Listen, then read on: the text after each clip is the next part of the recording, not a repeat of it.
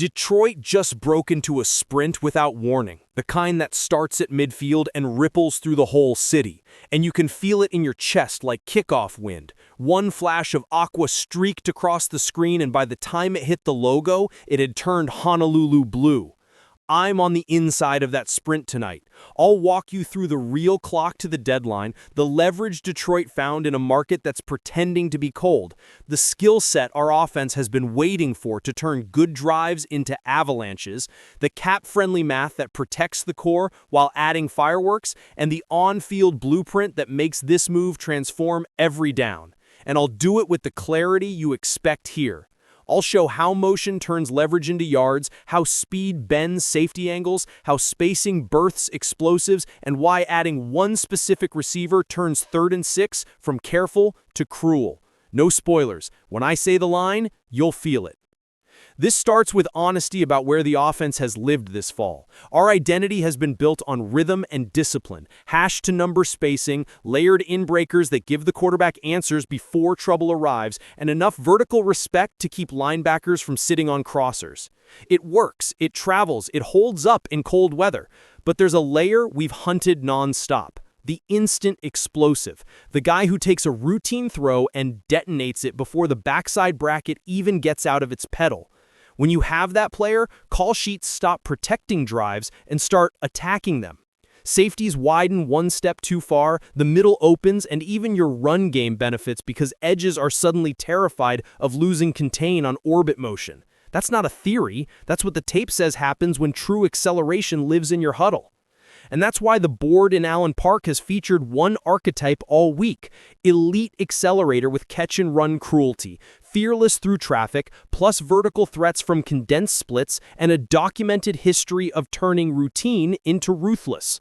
The market tried to say no, not available, not this year, but the logic kept pulling one name back into the room.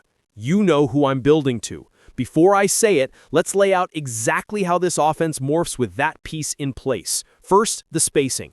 With a field tilter opposite our chain mover, you force shell honesty. Rotate late and it's already 6 yards past your leverage. Rotate early and you hand our quarterback daylight on the glance RPO that has quietly been our cheat code in the high red. Second, the sequencing. We've been great at sequencing plays to create open grass. Adding a jet engine receiver introduces counterfeit looks that steal angles. Fake orbit to flare screen, then inside split zone with a backside bubble that becomes a double move if the nickel bites. Third, the third down math. We live in that 3rd and 6 zone where the playbook shrinks for most teams. Put an elite YAC guy on a reduced split, force man rules, sell the crosser, ace the back shoulder glance, and dare a corner to drive through a body that arrives at top speed. Now the tape. This receiver came into the league as a blur with purpose. He doesn't just win deep, he wins before the ball arrives by threatening grass that few can own. Over his career, nearly 1 in 6 catches has traveled for 20+, and close to 2 and 5 yards have been minted after he already had the ball in his hands. Those aren't gadget numbers, those are build your passing menu around me numbers. Even in a turbulent season down south, he stacked over 400 yards and found the paint multiple times while living in a structure that's been searching for answers. That's precisely why the fit here is so clean. Detroit doesn't need rescue. Detroit needs acceleration. Financially, this is why the move makes sense right now. You're not mortgaging the core, you're sliding in a premier skill set with manageable cash over the next 2 seasons, exactly in the band contenders pay when they're serious about January. The negotiating window matters because it gives you optionality. Fold him into the system, let his impact show up in film and in wins, and then decide whether to extend or preserve flexibility.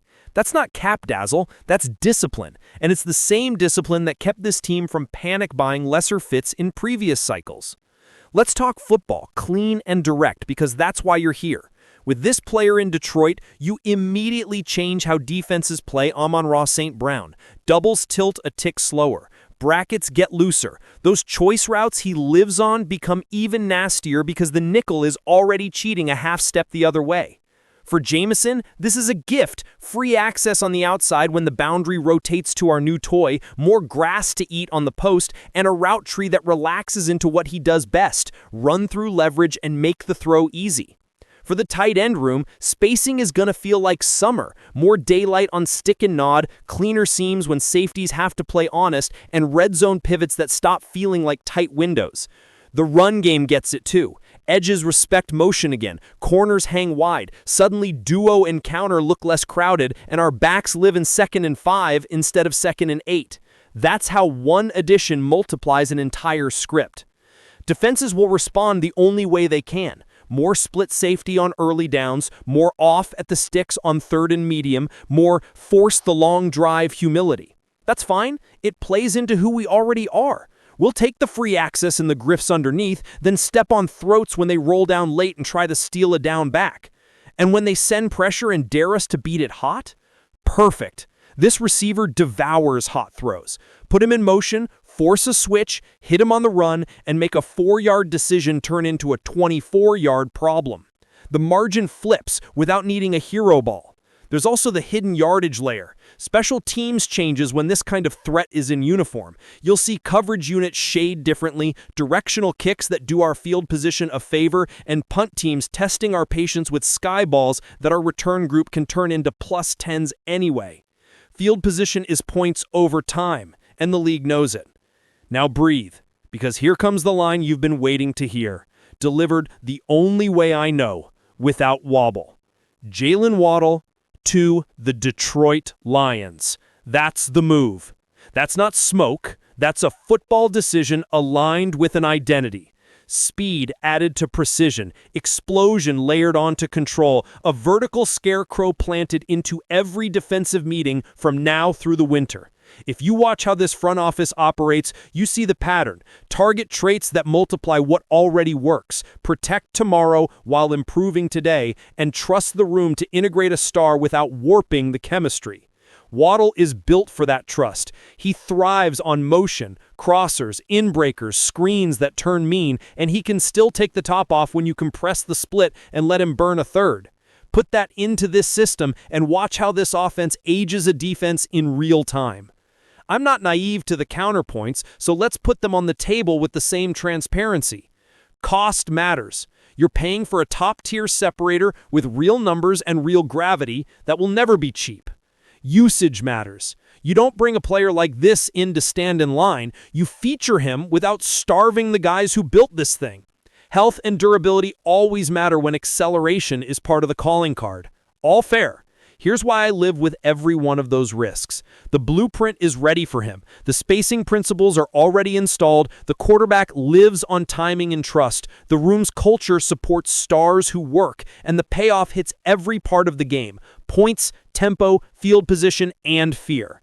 If you ride with me here every day, you know I don't do empty hype. I do ball. So here's the snapshot you can carry to work tomorrow. Early downs. Orbit and reduce splits to pry open light boxes and isolate a nickel who's already sweating. Middle 8, scripted touches to stress pursuit and force a safety to choose between the seam and the alley. 3rd down, set the spot route, show the choice, hit the glance when leverage begs you to, then punish the next snap with a go that makes the DC flinch.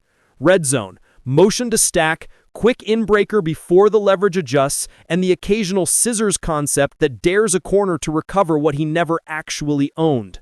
All of that becomes routine when Waddle is wearing our colors. So here's my concise read before I kick it to you. This is a contender swing that fits the roster on the field and the plan upstairs.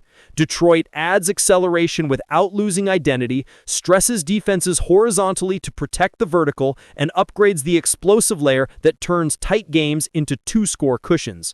I want your take in the comments right now. What would you do with his first 15 scripted touches in week 1 here? Which formations would you spam until they beg for mercy? And how would you balance targets with Amon-Ra, Jameson, and the tight ends so the whole room eats? Drop it below. I'm building tomorrow's breakdown from your smartest ideas. And if you want this kind of clear, fast, film-driven coverage the moment decisions hit the field, subscribe to Lions News Fan Report and turn on